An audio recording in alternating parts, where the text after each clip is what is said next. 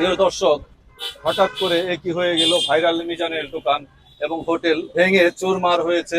City কর্পোরেশনের লোক হঠাৎ করে এসে নাকি তাদের উপর এভাবেই মানে কোনো কথা না বলেই ভাঙার প্রস্তুতি নিয়েছে এবং পরিস্থিতি খুবই খারাপ। এবং চুলায় কিন্তু এখনো রান্না মানে পাতিল চুলায় কিন্তু এখনো রান্না করা পাতিল আছে, দেখতে পাচ্ছেন ধোঁয়া উঠতেছে। কিন্তু তারা কিন্তু বলতে পারে না, হঠাৎ করেই তাদের সময় না দিয়ে একদম সিটি কর্পোরেশনের ভেকু দিয়ে সমস্ত দোকানপাট গুলো একদম ভেঙে দিয়েছে। এবং শুধু ভাইরাল মিজান না, মিজানের পাশে যতগুলো দোকান ছিল, চায়ের হোটেল এবং কি আরো যে ভাতের হোটেলগুলো ছিল, সবগুলোই কিন্তু ভেঙে ফেলা হয়েছে। এবং এটি তারা বললেন যে খুবই দুঃখজনক একটি ঘটনা।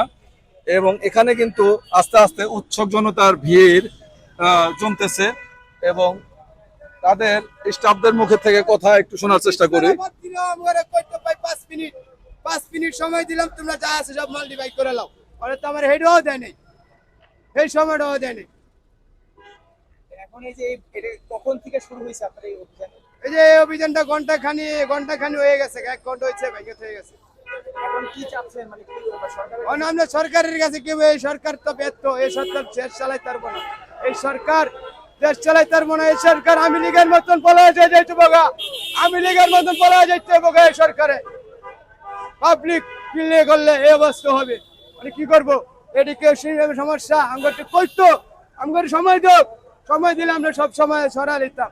কোনো সময় দেয় না? না, কোনো সময় দেয় না আমার। এই কয়টা বাজের ঘটনা এটা? এটা ঘন্টাখানি, 11টা মানে বাজে কটা, মানে 12টা 11টা বাজে কাছাকাছি। হ্যাঁ, এই তো 11:30 দিকে ভেঙে থেকে গেছে। আপনাদেরকে 12:30 দিকে চলমান পাকশাক চলতেছিল? হ্যাঁ, সব চলছিল। আমরা দেখেন না, পাক টুক সব তাই দেখেন, পাট্টি উড়ে দেখেন আপনি। সিটি কর্পোরেশনের কোনো অভিযান হলে একদিন আগে বলে যে না, কিচ্ছু বলে নাই, কিচ্ছু বলে নাই। এটা আমার কাছে বলতো, তাহলে আপনারা সরাই নিয়ে যাওয়ার একটা চিন্তা ভাবনা ছিল।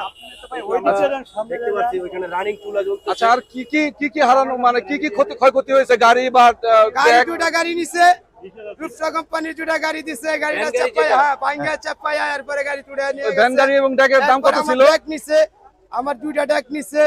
আর মনে করেন আবার এই যে চাইলের বস্তাটা টাইনা নিতে থাকা, বুঝেন? তাহলে বুঝেন। আচ্ছা, মিজান ভাই তো এখন জেলে না? হ্যাঁ, উনি তো এখন নাই না। ওনার ওয়াইফ কি এখানে আসছিল, এগুলো দেখছিল? হ্যাঁ, আইসাই এখনই আছে, এই জায়গায় আসছিল, আবার চলে গেছে না? অত্যন্ত দুঃখজনক একটি ঘটনা। আসলে 5 মিনিট 10 মিনিট সময় দিত, কত লাখ টাকার ক্ষয়ক্ষতি হয়েছে বলে ধারণা করতেছেন? ধারণা মনে করেন যে আমার না হলো 1-1.5 লাখ টাকা খরচ হয়ে গেছে, 5-2 লাখ টাকার মতো। গাড়ি তো আছে 2 লাখ টাকার মতো, ড্যাগ এবং গাড়ি সহ 2 লাখ টাকার মতো লস আপনাদের। ওইটাকে সিটি কর্পোরেশন জব্দ করে নিয়ে গেছে? হ্যাঁ। দর্শক শুনতে পারলেন মিজান ভাই।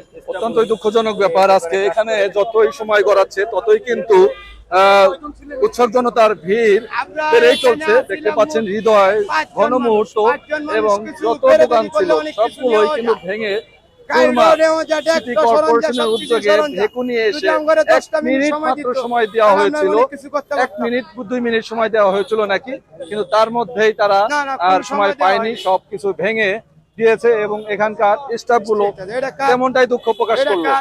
তো স্টাফ গুলো ওখানেও বসে রয়েছে, তাদের মুখে কান্না, বুকে কষ্ট। তাদের নাকি 2-2.5 লক্ষ টাকা লস হয়েছে এবং এমনটাই জানালো আর কি। না, ওই ভিতরে একটা গাড়ি ট্যাগ আছে।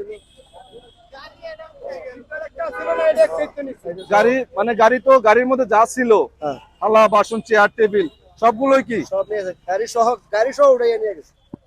এই যে আজকে এত দুঃখজনক একটি ঘটনা, মানে আপনাদের কেমন কষ্ট লাগতেছে, একটু অনুভূতিটা কি বা কিছু বলতে চান কি? আবার এই বর্বরতার হামলা, এটাকে অবশ্যই বর্বরতার হামলায় বলা যেতে পারে, যেহেতু নোটিশ করা হয় নাই, কোনো এলান করা হয় নাই, এসে হঠাৎ ভাঙচুর, এই বর্বরতার হামলার অবশ্যই আমি এই ছোট্ট একটা মানুষের পক্ষ থেকে আমি নিন্দা জানাই। আর দেশবাসীর কাছে আমার এটাই প্রশ্ন, স্বাধীনতার এই 51 বছর পরে এমন ধরনের দৃশ্য কেউ কি কখনো দেখেছে? এটা অবশ্যই কমেন্ট করে জানাবেন। তো দর্শক শুনতে পেলেন যে এখানকার স্টাফরা অত্যন্ত দুঃখজনক ভাবে কষ্ট নিয়ে এই কথাগুলো জানালো যে কত ক্ষয়ক্ষতি হয়েছে এবং তাদেরকে বিন্দুমাত্র সময় দেওয়া হয়নি। তো এই হচ্ছে বর্তমান ভাইরাল মিজানের হোটেল। আর নেই আর হয়তো কোনোদিন হবে না। তো যদি কোনোদিন হয় তা দেখতে পারবেন আপনারা। তো বিদায় নিচ্ছি, ধন্যবাদ সবাইকে।